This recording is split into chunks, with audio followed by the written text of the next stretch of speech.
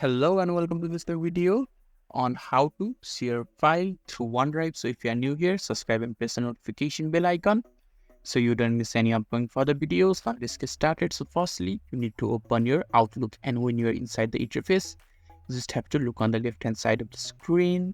There will be inbox, and in the inbox there will be files that has been shared with you.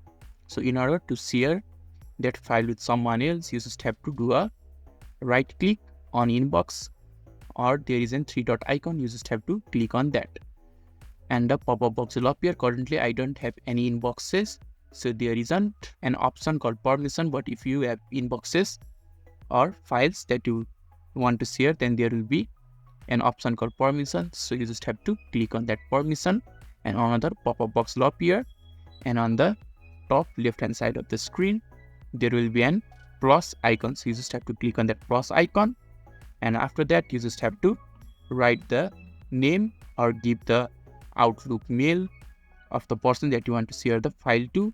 And when you have done that, you just have to assign the role for that person, and you can just hit the OK button and the file will be shared to that specific person. So this is how you can easily share file in OneDrive. So if this video is helpful to you, don't forget to leave a like button. Thank you.